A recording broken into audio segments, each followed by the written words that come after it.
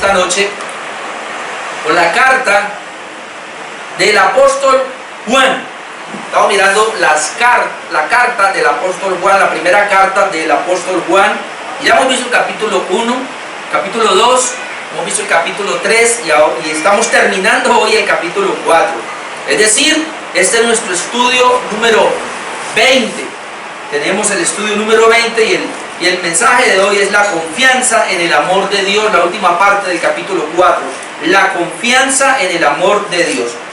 Yo quiero invitarle para que vaya a Primera de Juan capítulo 4, porque vamos a hacer esta lectura de todo el capítulo antes de entrar en la última sección, para que podamos tener algo muy claro. Habíamos visto 4 partes, 4 secciones, 4 mensajes en este capítulo 4 y así vamos a ir leyendo. El título general es que el amor es de Dios, como cantábamos ahora, cuán inmenso, cuán grande es el amor de Dios. Entonces, el título general es el amor es de Dios, el amor es de Dios, eso es lo que estamos mirando.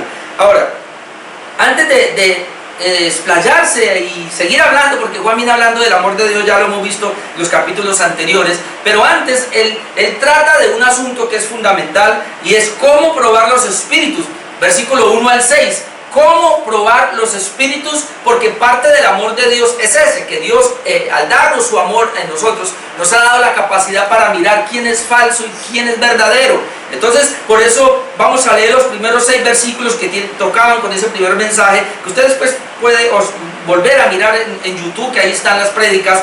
¿Cómo probar los espíritus? Versículo 1 al 6 dice así: amados, no creáis a todo espíritu, sino probad los espíritus si son de Dios, porque muchos falsos profetas han salido por el mundo. En esto conoced el Espíritu de Dios. Todo espíritu que confiesa que Jesucristo ha venido en carne es de Dios. Y todo espíritu que no confiesa que Jesucristo ha venido en carne no es de Dios. Y este es el espíritu del anticristo, el cual vosotros habéis oído que viene y que ahora ya está en el mundo. Hijitos, vosotros sois de Dios y los habéis vencido, porque mayor es el que está en vosotros que el que está en el mundo. Ellos son del mundo, por eso hablan del mundo, y el mundo los oye. Nosotros somos de Dios, y el que conoce a Dios nos oye. El que no es de Dios no nos oye. En esto conocemos el espíritu de verdad y el espíritu de error. Esa fue la primera parte que veíamos, donde vemos cómo probar los espíritus. La segunda parte es que el amor unos a otros, y veíamos versículos 7 al 12, el amor unos a otros, y es lo que vamos a ver, versículos 7 hasta el 12.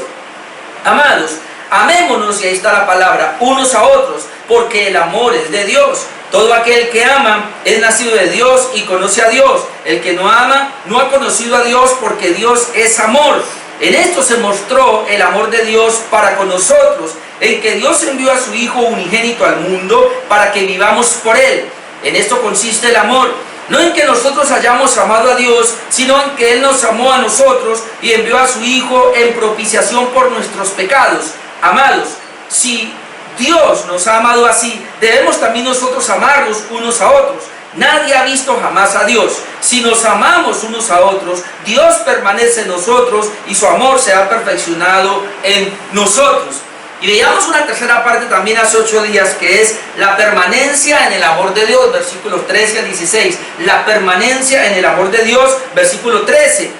En esto conocemos que permanecemos en Él y Él en nosotros, en que nos ha dado de su Espíritu. Y nosotros hemos visto y testificamos que el Padre ha enviado al Hijo, el Salvador del mundo. Todo aquel que confiesa que Jesús es el Hijo de Dios, Dios permanece en Él y Él en Dios. Y nosotros hemos conocido y creído el amor de Dios, que el amor que Dios tiene para con nosotros. Dios es amor, y el que permanece en amor permanece en Dios y Dios en Él. Hasta ahí habíamos quedado. Pero ahora vamos a mirar el cuarto punto y la última parte de este capítulo 4, y es la confianza en el amor de Dios, versículos 17 al 21. La confianza en el amor de Dios, versículos 17 al 21, verso 17. En esto se ha perfeccionado el amor en nosotros, para que tengamos confianza en el día del juicio, pues como Él es, así somos nosotros en este mundo. En el amor no hay temor, sino que el perfecto amor echa fuera el temor, porque el temor lleva en sí castigo, de donde el que teme no ha sido perfeccionado en el amor. Nosotros le amamos a Él porque Él nos amó primero. Si alguno dice yo amo a Dios y aborrece a su hermano, es mentiroso. Pues el que no ama a su hermano, a quien ha visto, ¿cómo puede amar a Dios a quien no ha visto? Y nosotros tenemos este mandamiento de él: el que ama a Dios, ame también a su hermano. Teniendo la lectura de todo el capítulo 4, vamos a terminar con esta parte, con la última sección, versículo 17 al versículo 21, para concluir el tema general, que es el amor de Dios. La confianza en el amor de Dios. Es decir, cuando hablamos de la confianza en el amor de Dios, estamos mirando, y todo esto viene digamos, en una línea, viene conectado. El amor de Dios implica mucho. El que fue regenerado tiene el amor de Dios. El que tiene el amor de Dios puede guardar la palabra, puede obedecer a Dios. El que tiene el amor de Dios, veamos hace 8 días, permanece en Dios y Dios permanece en él. Pero ahora vamos a hablar de la confianza en el amor de Dios. El creyente está tan confiado, es lo que vamos a tratar de ver ahora, en el amor de Dios, que vamos a ver 3 cosas en esta noche. Primero, el amor de Dios me permite estar confiado en el día del juicio. Lo primero que vamos a ver. El amor de Dios me permite estar confiado en el día del juicio. Por eso el tema es la confianza en el amor de Dios. Todo creyente, todo regenerado, todo nacido de nuevo, tiene el amor de Dios en su corazón. Y ese amor de Dios que tiene en su corazón, número 1, le permite estar confiado en el día del juicio. Versículos 17 y 18, mire lo que dice: en esto se ha perfeccionado el amor en nosotros, para que tengamos confianza en el día del juicio, pues como Él es, así somos nosotros en este mundo. En el amor no hay temor, sino que el perfecto amor echa fuera el temor, porque el temor lleva en sí castigo, de donde el que teme no ha sido perfeccionado en el amor. ¿Por qué decimos esta primera parte y por qué pongo ese primer punto de que el amor de Dios me permite estar confiado en el día del juicio? Porque según lo que vemos acá y según lo que la Escritura nos enseña en términos general, hermanos, hay un día del juicio. Y cuando hablamos del día del juicio, nosotros sabemos que es el último día, el día cuando suene la trompeta y el Señor Jesucristo aparezca en gloria. Cuando Jesucristo venga por segunda vez, Jesucristo viene y lo primero que viene a hacer es establecer el juicio. Recuerde que nosotros estamos como la parábola del trigo y la cizaña. La iglesia es el trigo, el mundo es la cizaña, y estamos en este mundo. Entonces los cristianos estamos revueltos allí con los hijos del mal, con los hijos del diablo, con los hijos de la mentira, con los hijos de las tinieblas, con los hijos de desobediencia, o como Juan nos ha venido diciendo.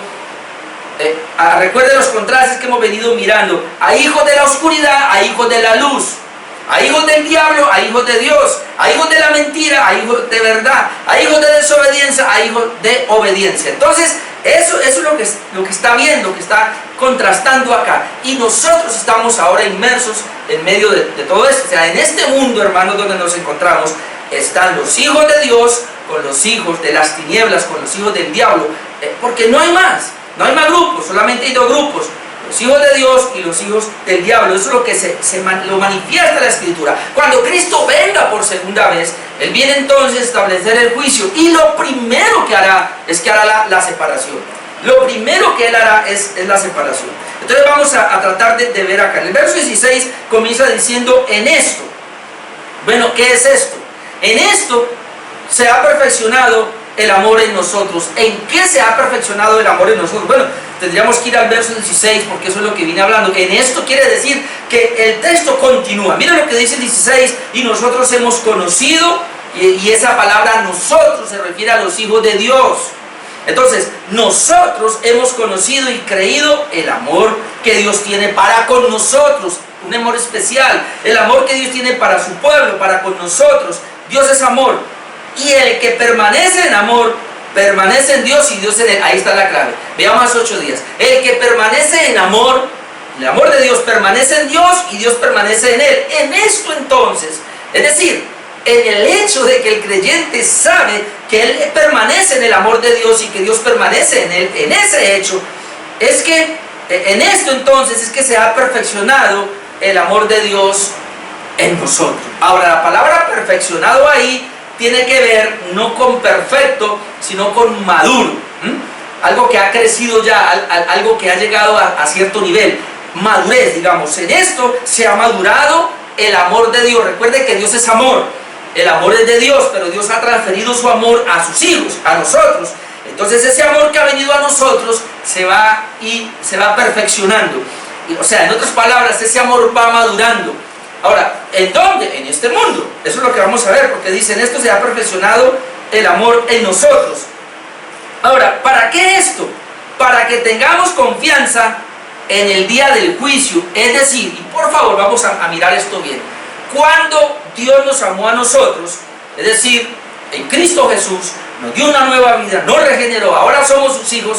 Ese amor, en la medida que hemos venido creciendo, no sé cuánto lleva usted en el Evangelio, pero en todos esos años que usted ha venido creciendo, el amor de Dios se ha venido perfeccionando en usted, se ha venido perfeccionando en mí. Es decir, ese amor de Dios ha crecido, ese amor de Dios ha madurado en nosotros, y ese amor de Dios en nosotros nos está dando más confianza. ¿Para qué?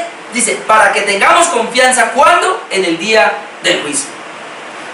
Quiere decir entonces, y lamentablemente no debiera ser así, pero que algún grupo de creyentes no va a tener mucha confianza. Yo no sé si tienen confianza para el día del juicio. ¿Qué es tener confianza para el día del juicio? Bueno, es que en el día que el Señor venga por segunda vez, Él va a establecer su juicio. Él va a apartar a las cabras de las ovejas, y a los que no son suyos les va a dar un juicio, y el juicio es de condenación. Hay un juicio de condenación, es decir, los va a enviar al infierno.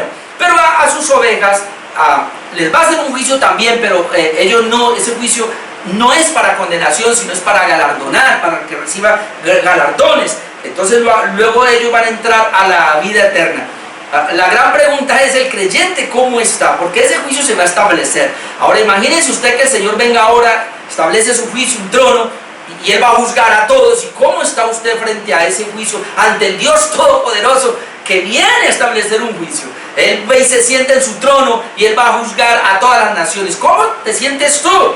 ¿Cómo se va a sentir el impío? Porque muchos que dicen que no creen en Dios andan por ahí, hacen lo que quieren, pero el día que el Señor venga dice que todo ojo le verá, y la gente se va a decir si era verdad, Jesucristo si era verdad, Dios es real, viene, establece su trono y ahora los llama a todos. Yo no sé cómo será eso, pero va a llamar a todo mundo.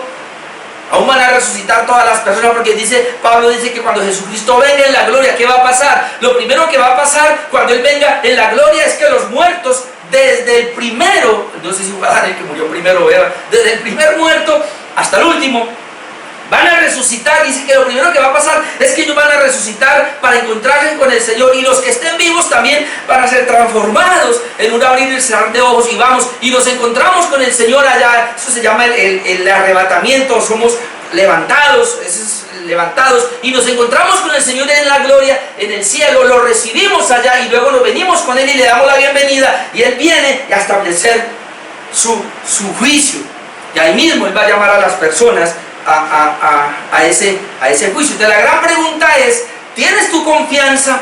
¿Tengo yo confianza? Porque otra vez, el verso 17, en esto se ha perfeccionado el amor en nosotros.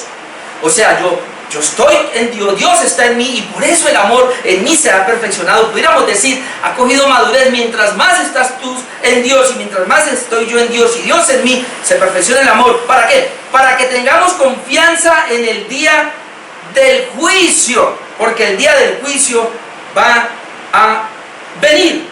Vamos a mirar, quiero que leamos este pasaje que es Mateo 25, porque hay muchos textos, pero solamente vayamos a este. Mateo capítulo 25, verso 31. Yo solamente pues le voy a leer para que usted vea que esto es así. Mateo 25, verso 31. Dice así la palabra de Dios. Permítame, yo le leo todo esto. Dice, cuando el Hijo del Hombre venga en su gloria, cuando el Hijo del Hombre venga en su gloria, Jesucristo, su segunda venida, y todos los santos ángeles con Él, entonces se sentará en su trono de gloria. Es un trono glorioso.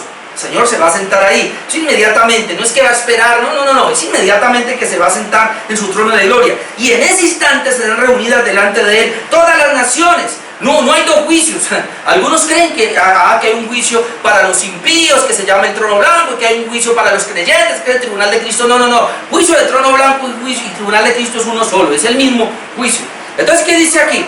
Dice que va a establecer ese juicio.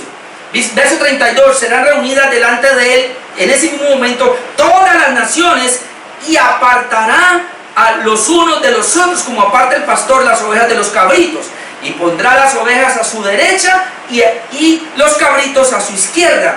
Entonces el rey dirá a los de su derecha: venid benditos de mi Padre, de dar el reino preparado para vosotros desde la fundación del mundo. Porque tuve hambre, me diste de comer, tuve sed, me diste de beber, fui forastero, me recogiste, estuve desnudo, me cubriste, enfermo, me visitaste en la cárcel y vinisteis a mí. Entonces los justos le responderán: no es que haya salvación por obras, sino que es que ellos, por ser salvos, hicieron estas buenas obras.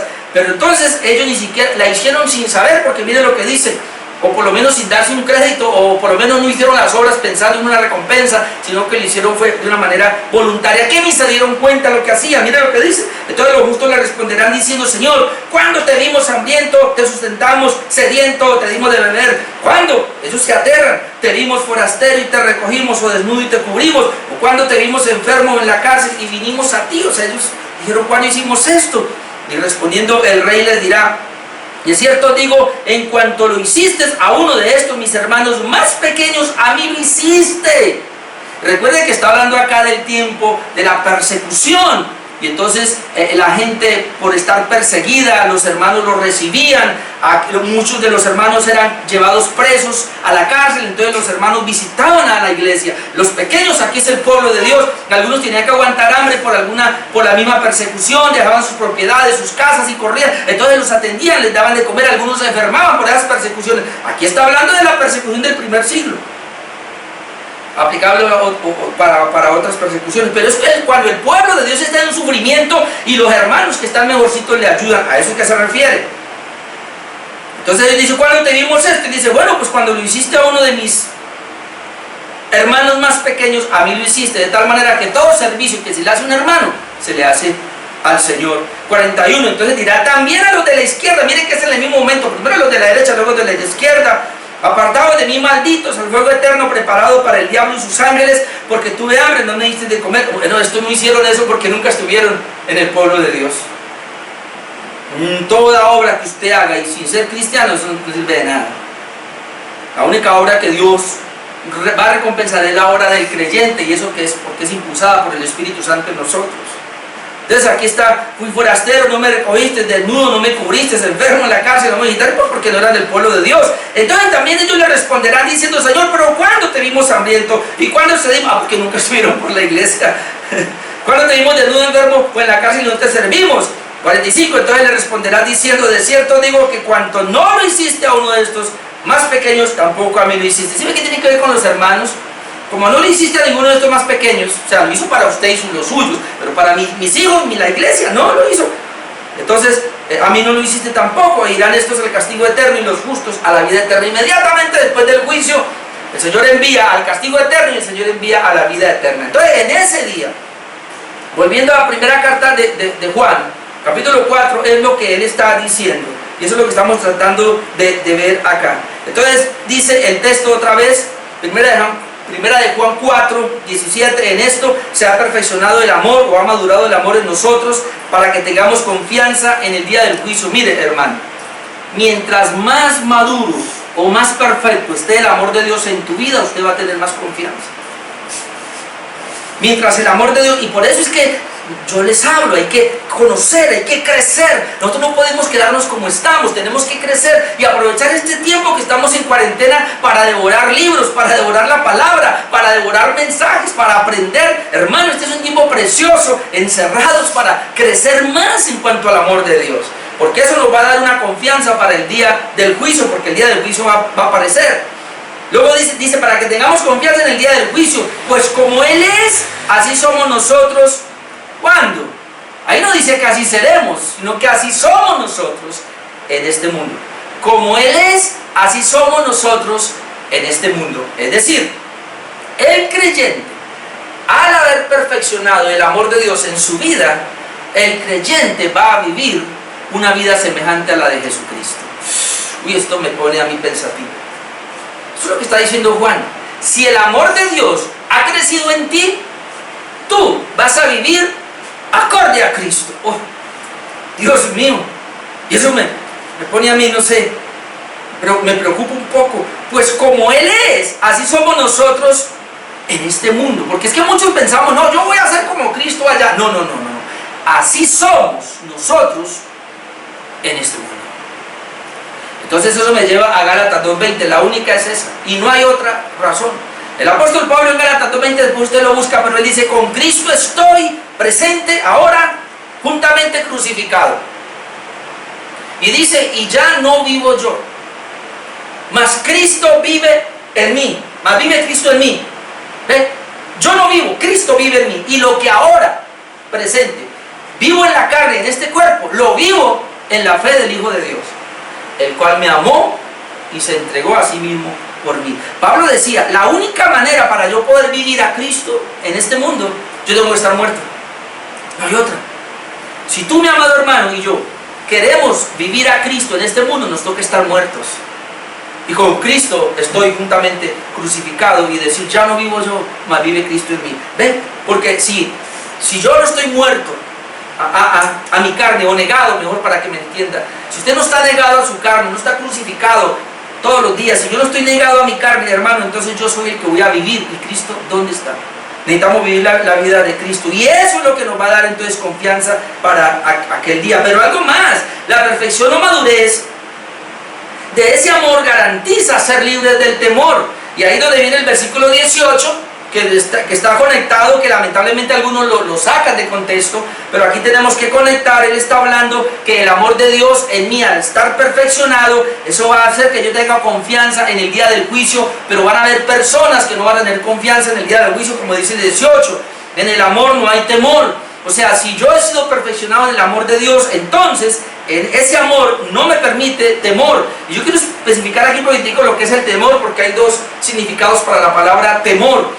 Un significado de temor es de miedo, de terror, tenerle a Dios miedo físico, terror, ¿no? Ese sería el otro. El otro es tenerle respeto a Dios, reverencia ante el Señor. Entonces son esas dos clases de temores. El cristiano tiene un temor reverente ante Dios, tiene un temor donde él se somete, donde él honra a Dios, donde él se somete, donde él tiene un respeto a Dios, un temor reverente de respeto, y por eso obedece la palabra de Dios. Ese es un temor del cristiano. Pero aquí se habla del primero.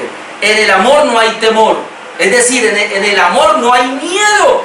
Yo no tengo por qué tenerle miedo a Dios. La idea aquí es como un hijo a un padre. Un hijo no tiene por qué. Un hijo respeta a su padre, a su madre, pero ellos no le tienen miedo físico de ay, no se refiere a eso. Pero los hijos sí tienen temor de sus padres, es decir, los respetan.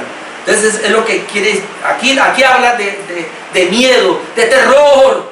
Entonces dice, en el amor no hay miedo, no hay temor. ¿Temor a qué? Pues temor al día del juicio. Mucha gente va a tener, no. Si en este momento le dijera usted, y si el Señor viniera en este momento, ya en media hora llegara el Señor, ¿cómo estaría usted? Algún Dios que todavía no venga, que todavía... Usted tiene miedo. Pero si otro dice, Señor, que venga, aparezca ya, Señor, es diferente, ¿verdad? Entonces dice, en el amor, otra vez, la persona que ha sido perfeccionada en el amor de Dios no tiene por qué haber temor. En el amor no hay temor, sino que el perfecto amor, ¿qué es lo que hace? Echa fuera el temor. El perfecto amor echa fuera el temor. Es decir, por eso dice, usted ha crecido, usted ha madurado. Cuando nosotros hemos crecido y hemos madurado en el amor de Dios, entonces ese amor de Dios que está en mí, que ha crecido, echa fuera el temor. No es como algunos por ahí que temor fuera. No, a eso no se refiere. No inventemos. Lo que está diciendo aquí es, hay gente que es temerosa y tiene miedo. Y si tiene miedo del día del juicio, es porque usted está ahí muy maduro en el amor de Dios. Usted es un hijo de Dios, usted es un creyente, pero teme a la venida del Señor, teme a la segunda venida del Señor, porque de pronto usted dice que no está preparado. No. A usted le falta crecer en el amor de Dios. Pero cuando hemos crecido en el amor de Dios, podemos decir, Señor, en cualquier momento tú puedes venir, estoy preparado, estoy listo, o tú mejor me has preparado, ahora como vamos a ver. Ok. Entonces, en el amor no hay temor, sino que el perfecto amor echa fuera el temor, porque el temor lleva en sí castigo. ¿Sí ven? ¿Por qué la gente tiene miedo? Miedo a que los castiguen. ¿Por qué cuando mis hijas hacían algo malo por ahí y la mamá les decía, espere que llegue el papá, ella no quería que yo llegara? No era porque no me amaran, sino porque decían, él va a traer la vara. Y ese miedo. Entonces, más o menos es la idea. Lo que está diciendo aquí es, hay cristianos que de pronto no han sido perfeccionados en el amor y por eso tienen como ese miedo a la vara. No tiene por qué ser así, porque entonces tienen miedo al castigo. Quienes deben tener miedo son los impíos, los que no se han arrepentido, los que no han nacido de nuevo. Eso sí deben tener miedo a la vara, al castigo. ¿Sabe por qué el creyente no tiene miedo al castigo?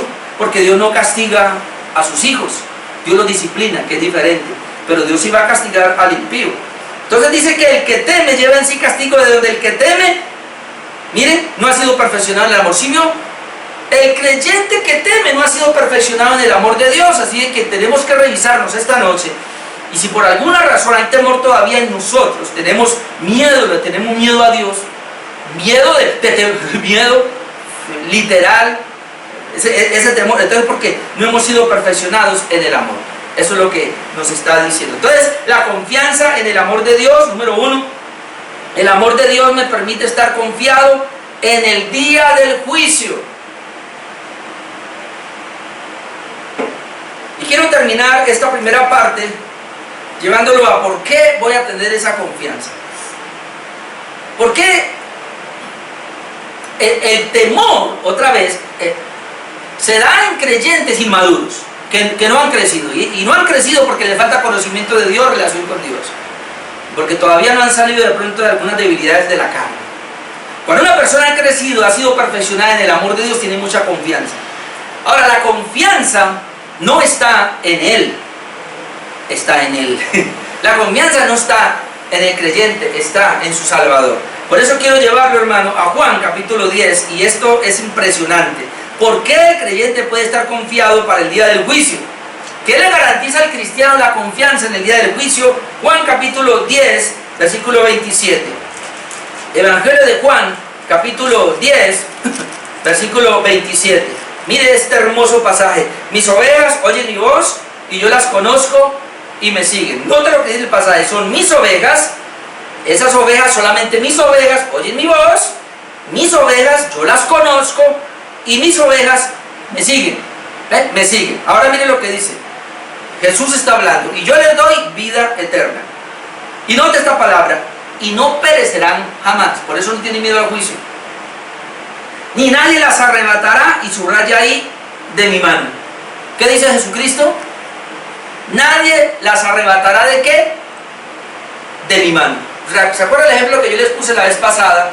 De aquella niña que iba con la mamá, una mamá fortachona, una niña pequeña, delgadita, iban a atravesar una calle, y la mamá le dice, hija, agárrese duro de mi mano que vamos a pasar la calle. Y la niña le dice, no mamá, agárrame tú, porque tú eres más fuerte, porque yo me puedo soltar, en cambio si tú me agarras, tú me sueltas.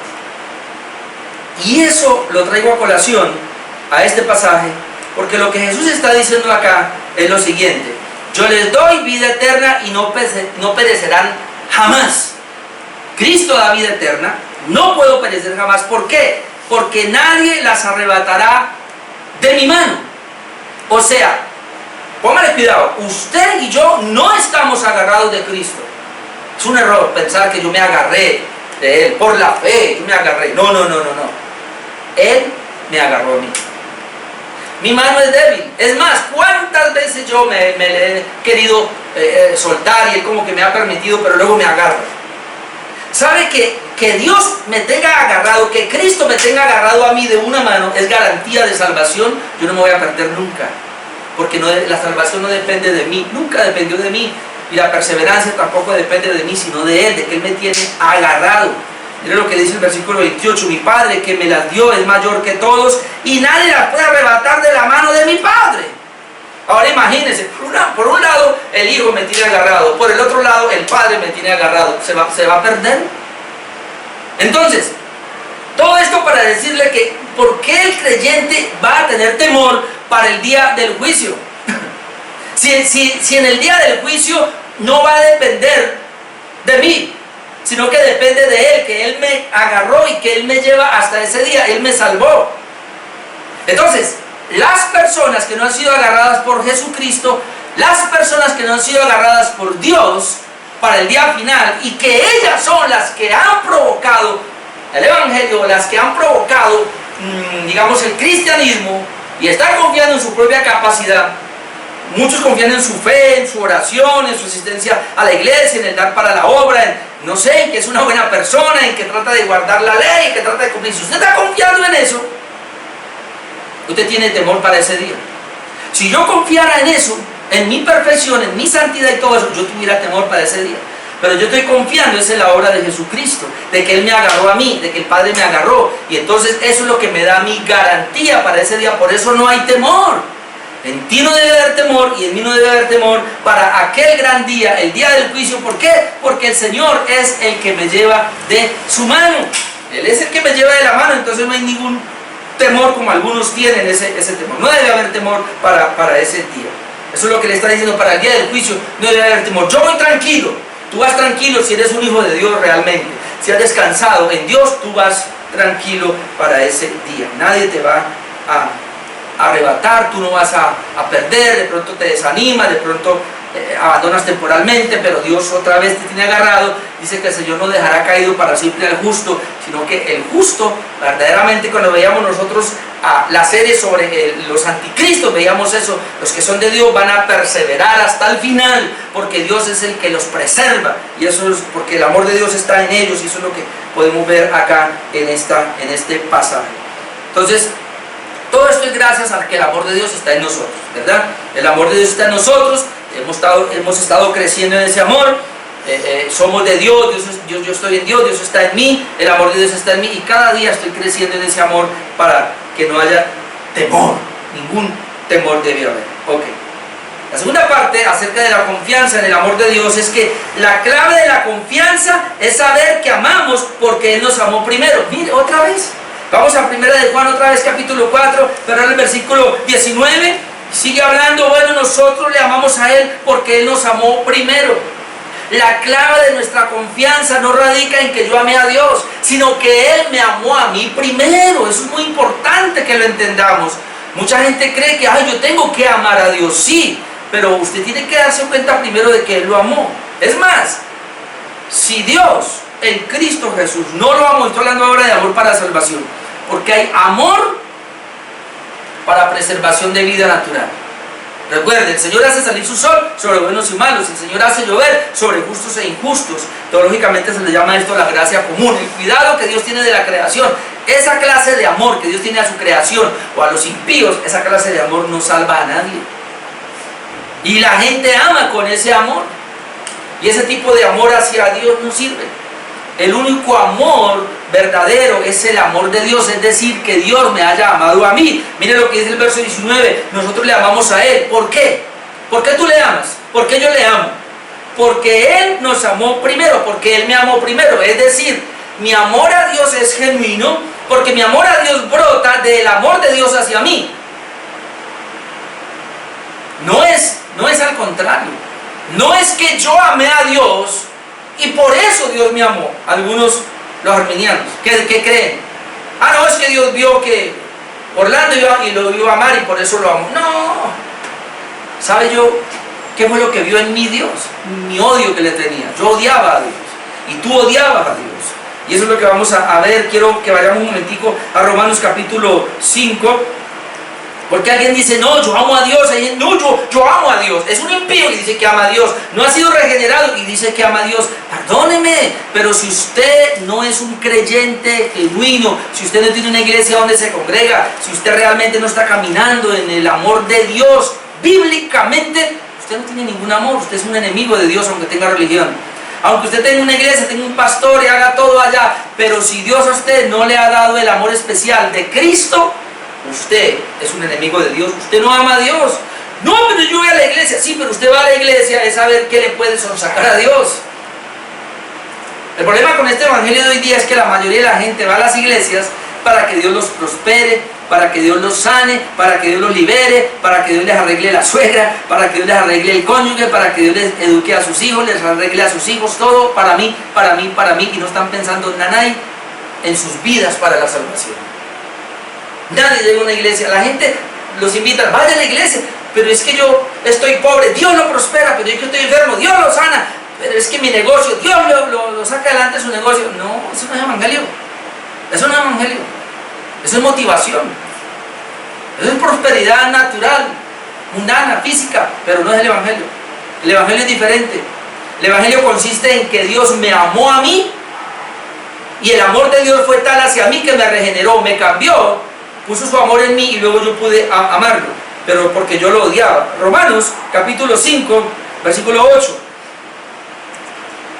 Mas Dios, note, muestra su amor para con nosotros, otra vez nosotros en la iglesia, en que siendo aún pecadores, Cristo murió por nosotros. ¿Ve?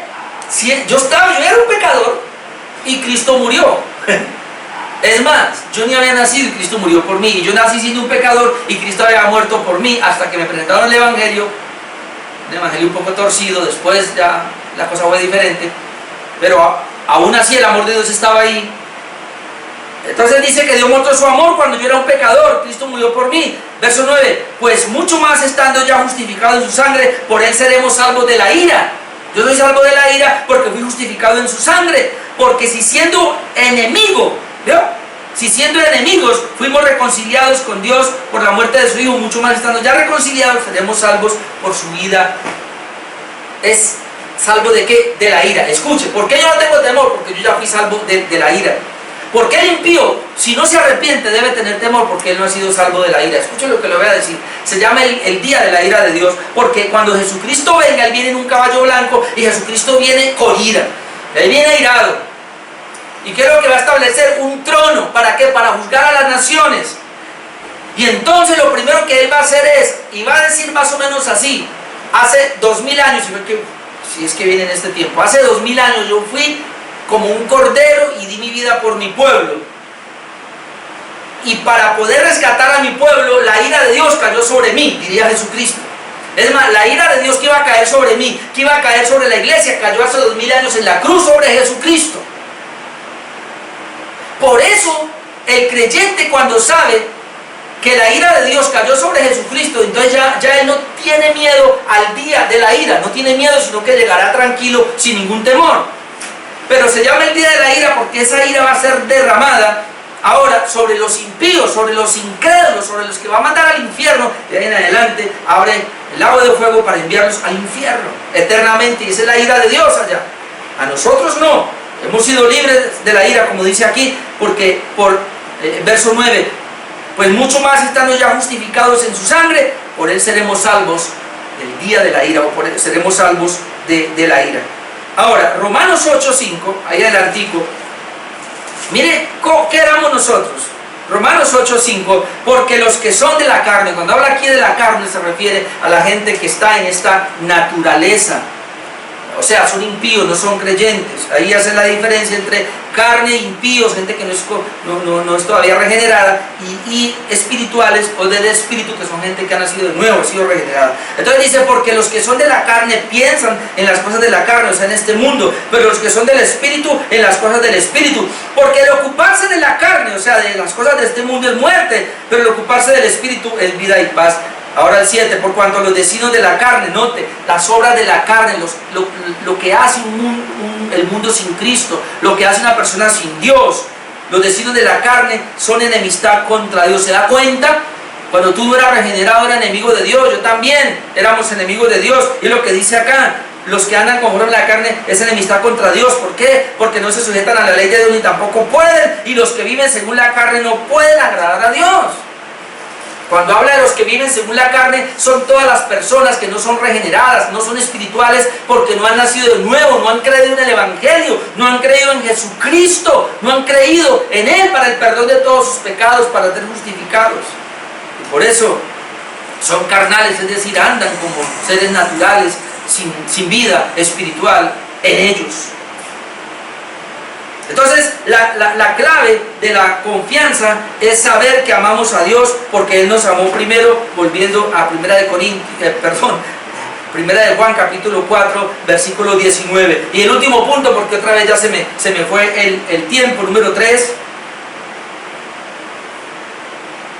Estamos hablando de la confianza en el amor de Dios. Número 1, El amor de Dios me permite estar confiado en el día del juicio. Número 2, la clave de la confianza es saber que amamos a Dios porque Él nos amó primero. Y número 3, la confianza mayor en ese amor es que puedo amar a mi hermano.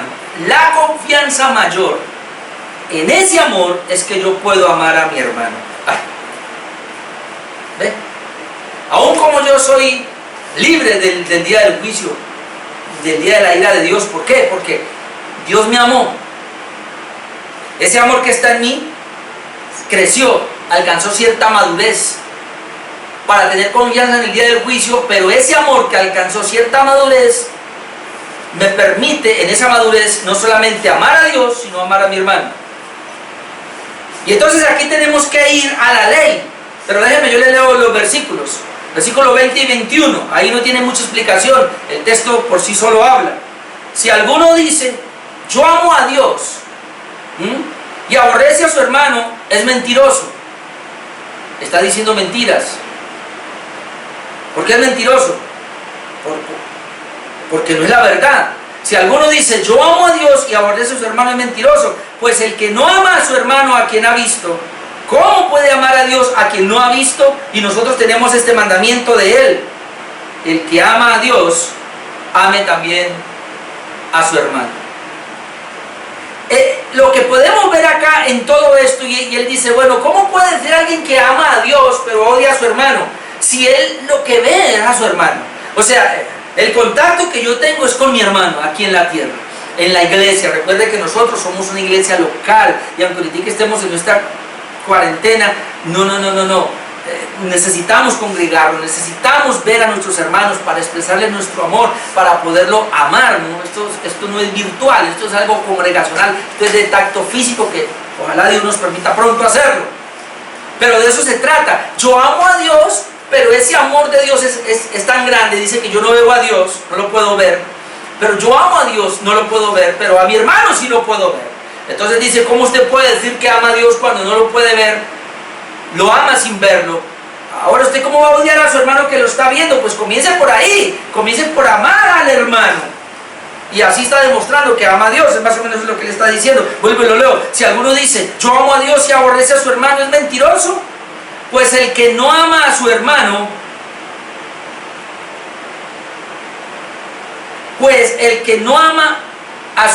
a quien ha visto a su hermano. ¿Cómo puede amar a Dios a quien no ha visto? Y nosotros tenemos este mandamiento de Él. El que ama a Dios, ame también a su hermano. Mi punto número 3, entonces, es la confianza mayor en ese amor, es que puedo amar a mi hermano. Y aquí quiero llevarlo a la ley.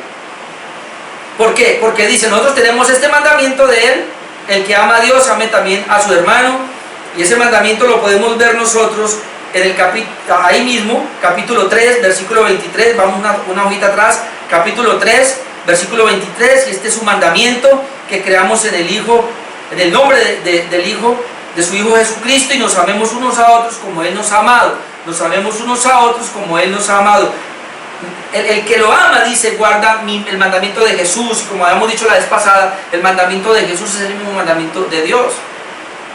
El apóstol Pablo resumió la ley en un mandamiento, el amor, recuerden. Dice que el que ama, eso está en Romanos 13, creo, o 1 Corintios 13, bueno. Dice que él resume todos los mandamientos de Dios en el amor. ¿Por qué? Porque dice, porque el amor no le hace mal al prójimo. Así dice el apóstol Pablo. Jesucristo, las dos tablas de la ley moral de Dios, la resume en dos. Y no vamos a ir a ese texto, usted puede buscar Mateo 22. Pero él dice lo siguiente, Jesús. ¿Cuál es el mayor mandamiento? Es uno, pero va en dos. Oye, Israel, Jehová uno es, amarás al Señor tu Dios con todo tu corazón, con toda tu alma y con todas tus fuerzas, y a tu prójimo como a ti mismo. De estos dos mandamientos depende la ley y los profetas. Ahora, esto nos tiene que llevar a los 10 mandamientos, obviamente, que encontramos en Éxodo capítulo 20 o en Deuteronomio capítulo 5, usted los puede ver allá, hay los 10 mandamientos. Como ya dije aquí la vez pasada, son dos tablas, las dos tablas de la ley. La primera tabla de la ley nos está hablando del amor a Dios, Tiene 4 mandamientos, 4 mandamientos. La primera tabla tiene 4 mandamientos y tiene que ver con el amor a Dios. A ver si nos acordamos. Dice que no debemos tener dioses ajenos, no debemos tomar el nombre de Jehová en vano, debemos guardar el día de reposo. Dice, me falta uno, no te harás imagen. Segundo, no te harás imagen. Ahí está el amor a Dios, ¿no? No tener dioses ajenos, no hacer imágenes, no tomar el nombre del Señor tu Dios en vano y guardar el día de reposo. Cuando nosotros hacemos esas 4 cosas, amamos a Dios, le estamos expresando el amor a Dios. Y luego viene la segunda tabla, que son 6 mandamientos. A ver si me acuerdo de la segunda tabla. Quinto mandamiento, honra a tu padre y a tu madre. Sexto mandamiento, no matarás. Séptimo mandamiento, no cometerás adulterio. Octavo, no hurtarás. Noveno, no hablarás falso testimonio contra tu prójimo. Y número 10, no codiciarás nada de tu prójimo. Entonces estos 6 mandamientos son para el prójimo. Por eso son 2 tablas. En otras palabras, yo tengo el amor de Dios, o en mí el amor de Dios se expresa, digamos mejor de esa manera, cuando yo cumplo la primera tabla, que es mi amor hacia Dios. Y al amar a Dios en la primera tabla, puedo amar a Dios, puedo amar a mis hermanos en la segunda tabla. Porque el amor es no hacerle mal a mi prójimo. Entonces cuando yo miro todos los 6 mandamientos de la segunda tabla, es que para yo no hacerle mal a mi prójimo, porque honro a mis padres, pues no les voy a hacer mal a ellos.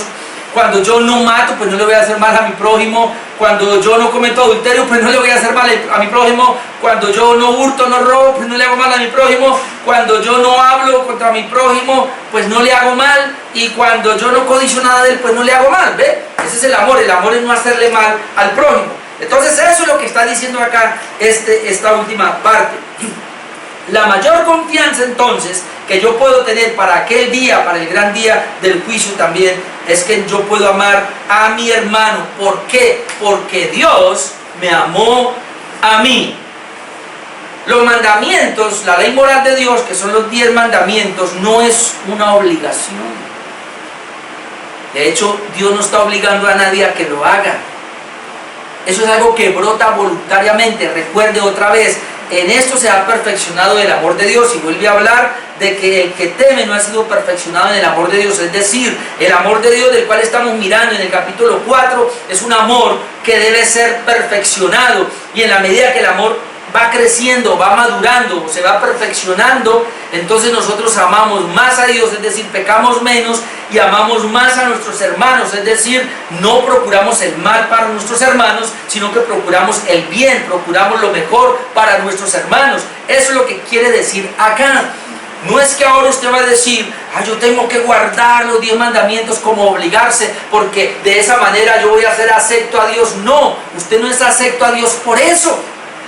Usted es acepto a Dios porque tiene el amor de Dios en su corazón.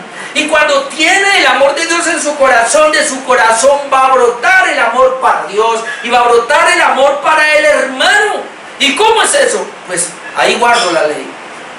Brota el amor a mi Dios, guardo la primera tabla. Brota el amor para mis hermanos, guardo la segunda tabla. Pero es que brota, nace, es algo que es una delicia hacerlo, hermano.